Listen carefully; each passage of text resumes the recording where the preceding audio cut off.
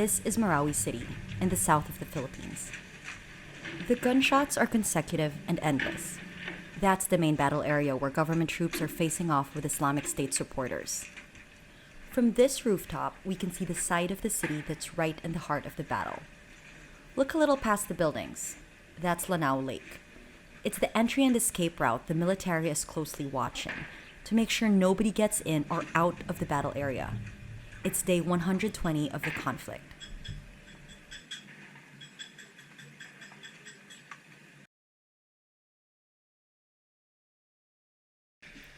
On May 23, the military entered the city and raided a safe house where Isnilon Hapilon, the so-called emir of ISIS in Southeast Asia, was reportedly spotted. He escaped, but his supporters went out into these streets, waving black Islamic State flags. The terrorists were led by the homegrown Maute group. It turned into a full-fledged war between the military and the terrorists.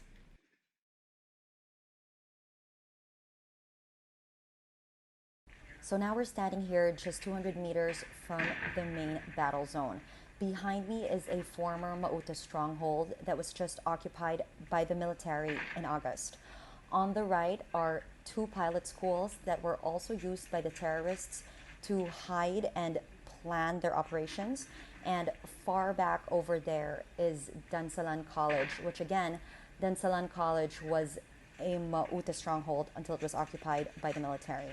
And you can see in front of me, that right there is a 105 cannon that is used by the military, and it is a direct hit. So because we are very, very close to where the enemy is, a soldier will come there, turn it on, and in 2 to 3 seconds, it will immediately fire towards the enemy. And because it is such a short range, it's a direct hit, and it's very, very powerful.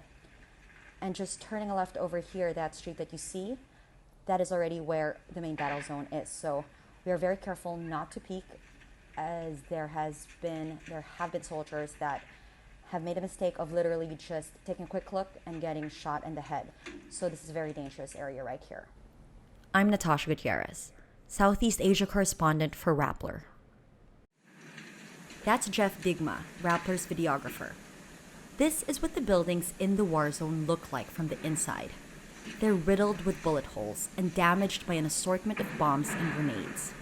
Look closely. Those large holes in the walls, like doorways, were created by the terrorists. These allowed them to avoid airstrikes or to move from one building to another without being detected by soldiers from the outside. This has been the biggest challenge for the military. Experts say the terrorists planned the attack on Marawi for months. Foreign fighters have been coming in as early as January 2017. ISIS, which is well trained to fight in cities, funded and advised the Maute group on urban warfare.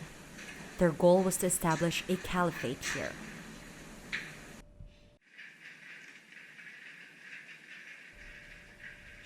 Before the fighting, Marawi City was home to about 200,000 residents, 90% Muslim. This was someone's home. Books and bedding and personal items are still on the floor, remnants of fleeing civilians. Marawi was the center of trade in Lanao del Sur province. As ISIS loses territory in Iraq and Syria, they seek to expand to Southeast Asia. Marawi City was an attractive choice, but the military vowed it would never happen. Philippine soldiers are more used to jungle fighting than urban warfare. The enemy's network of rat holes and trenches are long and complex. That's me walking through. Improvised explosive device, or IEDs, which they leave in their trail, also slow down government troops, in addition to booby traps and Molotov bombs. The enemy learned from foreign fighters how to improve sniping capabilities.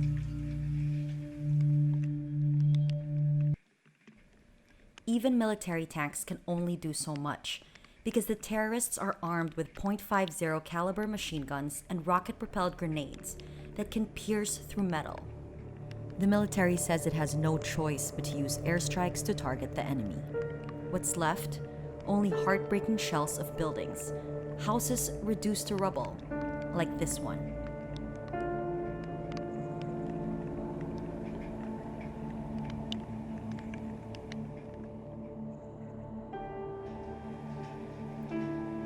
Jeff and I are allowed to go deeper and closer into the main battle area by the military, on the condition we stay close to the troops. We arrive at this 5-story building, which used to have a hospital on the ground floor and residences on the higher floors. The writing on the walls are haunting. This was a stronghold of the terrorists because the structure is strong and high, and right in the center of the city. It took the military over 2 months to take over this area. A huge achievement. Retaking this area meant the troops pushed back the enemies into a smaller space towards the lake. The military says the end of the war is nearing. Today, the building is used as a tactical command post of the 3rd Scout Ranger Battalion. It's about 300 meters from the front lines. It smells of gunpowder. The gunfire and explosions are loud. When we visit, most of the troops are out in the front lines fighting. They only come back here to meet and plan. This is Lieutenant Colonel Mon Almodovar, commander of the 3rd Scout Ranger Battalion. We're on the rooftop of the building now. From here, it's easy to see the state of the city.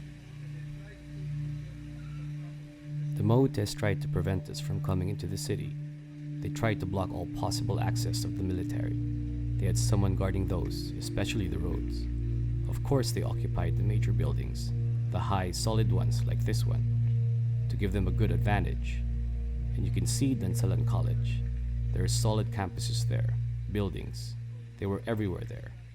And that building there, they had a lot positioned there as well. I think that's Senator Ninoy Aquino College. The university belt was a former stronghold. I ask him why there are blankets hanging on one side. Well, of course the enemies are still there on the other side. That's the front. That's where the front line is. Before, this whole thing was covered, because there were enemies from all sides. However, now they're a little farther away. The front line is about 300 meters away, but you still need to cover this, because the bullets can still reach us from the current location of the enemy. So we use this as a sniper hide.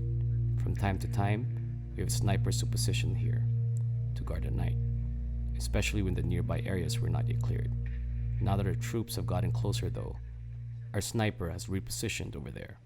But sometimes they still use this, especially when targets are far away. So that's why this is all covered. A military sniper takes his position behind sandbags. He peeks through, aims towards the enemy, and then we stay low and hide for cover. With careful precision, he shoots another. On our way down, we're told to duck and run in case the enemy counterattacks.